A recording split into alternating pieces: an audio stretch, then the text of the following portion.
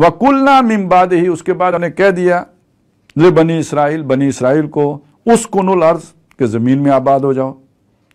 اب یہ جو زمین میں آباد ہو جاؤ یہ کہہ دیا، پھر وہ آبادی کتنے عرصے کے بعد ہوئی ہے؟ 40 سال تو صحرائے میں پھرتے رہے ہیں، پھر جا کے وہ جو وہاں پہ غلبہ ہوا ہے تو اس کے بعد پھر نکال دیے گئے۔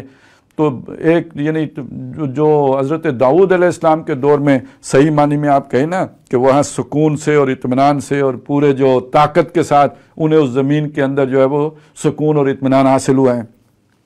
اب وہ اس کے بعد ایک وعدہ آیا، دوسرا وعدہ آیا، وہ ہم پڑھائیں، وہ سورت کے شروع میں آ گیا ہے۔ فَإِذَا جَاءَ وَعْدُ الْآخِرَةِ، پھر جب آخری وعدے کا وقت آئے گا، وہ جو اب آ رہا ہے۔ اب دیکھیے نا، پہلی سلطنت بنی حضرت داؤد علیہ السلام، سلیمان علیہ السلام، اس سے پہلے جو طالوت تھے، یہ تین ان کی اس سلطنت کے بڑے جو ہے وہ گزرے ہیں، بادشاہ کہیے یا یہ کہ حکمران کہیے یا خلیفہ کہیے، جو اس دور میں گزرے ہیں۔ اس کے بعد جو دوسری ان کی مکابی سلطنت بنی ہے، یہ دوسرا وعدہ اس پہ آیا، وہ ختم ہو گئی، پہلی ختم ہوئی پھر دوسری ختم ہوئی، یہ 2 وعدے ہو گئے۔ اب آخری وعدہ کون سا ہے؟ اب تو ان پہ لعنت ہو گئی ہے نا، اب تو ان میں سے کوئی نہیں آئے گا، اب تو یہ ملعون ہو گئے ہیں، اب راندہ درگاہ ہو گئے ہیں۔ اب ان کا عروج اگر ہے تو وہ شیطان کی رسی پکڑ کر ہیں، اور انہوں نے پکڑی ہوئی ہے شیطان کی رسی۔ اللہ سے تو مایوس ہو گئے، جیسے ابلیس مایوس ہو گیا، اللہ کی رحمت تو اب ان کے شامل حال نہیں ہوگی، اور اب ان کے لیے جو ہے ایک ہی سہارا بچا ہے، وہ شیطان کا سہارا جو انہوں نے پکڑ لیا، اور پوری دنیا کی شیطانی فورسز کو اکٹھا کر کے انہوں نے اب اپنی ایک نئی سلطنت بنا لی۔ اور اس وقت تو بہرحال ہے یہ کہ وہ دنیا پر چھائے ہوئے ہیں، اور آگے انہوں نے اس کو توسیع دینی ہے، بڑا کرنا ہے، یہ وہ آخری وعدہ ہے۔ اور اس کے بعد جِئْنَا بِكُمْ لَفِيفًا، ابھی ہوا نہیں، سب نہیں آئے ہیں، آ تو گئے ہیں دنیا سے، ایک ان کی جماعت وہاں پہ موجود ہے، ایک اچھی خاصی جو ہے وہ تعداد جمع ہو گئی ہے، لیکن یہ کہ ابھی بہت سے ادھر ادھر بھی بکھرے ہوئے ہیں۔ لیکن یہ الفاظ بتا رہے ہیں کہ ایک وقت آئے گا کہ یہ سارے جمع ہو جائیں گے اپنے اسی ارض مقدس جسے وہ کہتے ہیں، جِئْنَا بِكُمْ لَفِيفًا، ہم تم سب کو لپیٹ کے لے آئیں گے۔ اور جب یہ ہوگا، یہ اصل میں وہ دور ہوگا کہ پھر جس میں اللہ تعالیٰ مسلمانوں کی بھی مدد فرمائیں گے۔ اب یہ حزب اللہ اور حزب الشیطان کا جو ٹکراؤ ہے نا، یہ اپنے کلائمیکس کو پہنچے گا۔ ایک طرف دجال ہے اور دوسری طرف یہ اللہ کی فوجیں ہیں، وہ دجال کی قیادت میں جو شیطان کا سب سے بڑا نمائندہ خود آ کے کمانڈ کر رہا ہوگا اپنی فوج کی۔ اور اب یہ دجال تو ایک بہت بڑا سپر مین ہے نا، یعنی وہ جیسے طالوت کا مقابلہ جالوت سے ہوا، تو اب جالوت تو جس طرح غر کے آہن ہے تو اس کا تو مقابلہ کرنا ناممکنات میں سے ہے۔ وہ تو اللہ نے کہیں سے اچانک داؤد علیہ السلام کو بھیجا اور انہوں نے آ کے جالوت کو قتل کر دیا، اس کا قصہ تمام ہو گیا، قتل داؤد و جالوتا، وہ تو ہو گیا۔ اب یہ جو آ رہا ہے یہ تو ہر اعتبار سے بالکل سپر سونک قسم کی چیز ہے، اور اس کو تو کسی طرح جو ہے قابو کرنا ممکن ہی نہیں ہے۔ تو یہ تو وہ سپر مین جو ہے وہ نیٹشے کا سپر مین کہہ لیجئے۔ اب اس کے مقابلے میں اللہ تعالیٰ اسی طرح، مسلمان تو اس کا مقابلہ نہیں کر پائیں گے، یہ تو چند شہروں میں محدود ہو کے رہ جائیں گے، معاشرے میں ہوں گے، اور یہ مدینے میں بھی معاشرہ ہوگا، دمشق کا بھی معاشرہ ہوگا، مکے کا بھی معاشرہ ہے، ہاں وہ مدینے اور مکے میں داخل نہیں ہو سکے گا۔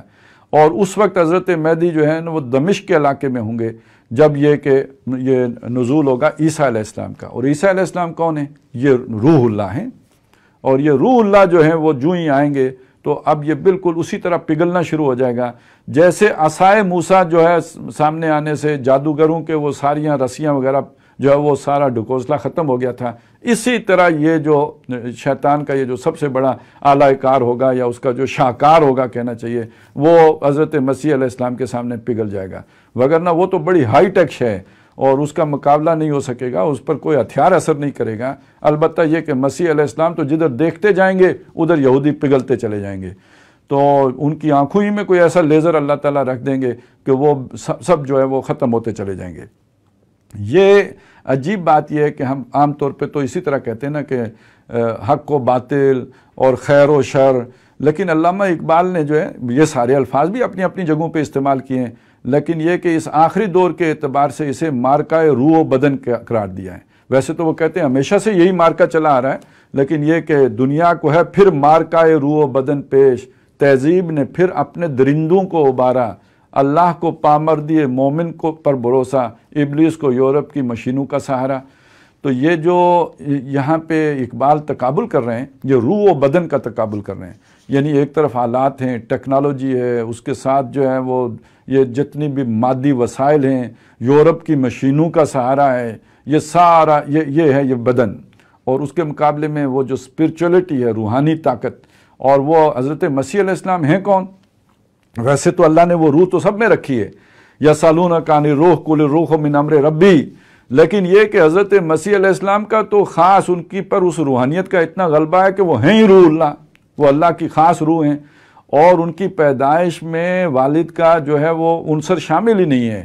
یہ اللہ کی ایک خاص تخلیق ہے. اگر ادھر وہ اس نے شاکار بنایا ہے اور ایک بدن ایسا تخلیق دیا ہے روح کے بغیر، روح سے تھا تہی زندگی میں بھی جن کا جسد، تو اگر ایک طرف اس نے یہ کام کیا ہے تو دوسری طرف اللہ تعالیٰ نے بھی تو روح اللہ تخلیق کیا ہے. اور انہی کا مقابلہ ہے یہ خیر و شر کا مقابلہ اپنے کلائمیکس کو ان دو طاقتوں کے ٹکراؤ سے پہنچے گا. اور اب اس میں بچت تو بڑی آسانی سے سمجھ میں آ گئی. جس کی روحانی طاقت مضبوط ہوگی اس کی بچت ہے، اور باقی یہ کہ وہ دجال کا مقابلہ تو اسی روحانی طاقت سے کیا جا سکے گا. اور اس روحانی طاقت کو مضبوط کرنے کا طریقہ کیا ہے؟ یعنی اپنی روح کو مضبوط کرنے کا طریقہ کیا ہے؟ اس روح کو غذا دی جائے. اور وہ غذا کیا ہے؟ وہ قرآن مجید ہے، اللہ کی کتاب ہے. شروع یہاں سے ہوئی تھی بات، ان ھذا القرآن یہدی للتی ہی اقوم، یہ قرآن ہے جو سب سے سیدھے رستے کی طرف ہدایت دیتا ہے. جب بات ہے یسألونک عن الروح قل الروح من امر ربی، اس کے بعد کیا آیا؟ لئن شئنا لنذهبن بالذی اوحینا الیک، ہم چاہیں تو یہ جو آپ کی طرف وحی کیا اس کو لے جائیں. یہ آپ کی روح کی غذا ہے. الا رحمتا من ربک ان فضلہ کان علیک کبیرا. اب یہاں پہ جئنا بکم لفیفا، اس کے بعد کیا آیا؟ وبالحق انزلناہ وبالحق نزل، یہ قرآن حق لے کے اترا ہے، یہ حق کے ساتھ نازل کیا گیا ہے. یہ ہے وہ چیز کہ جو آپ کو نجات دلانے والی ہے، یہ ہے جو آپ کی روح کو ترقی دینے والی ہے، یہ وہ چیز ہے جو آپ کی روح کی غذا ہے.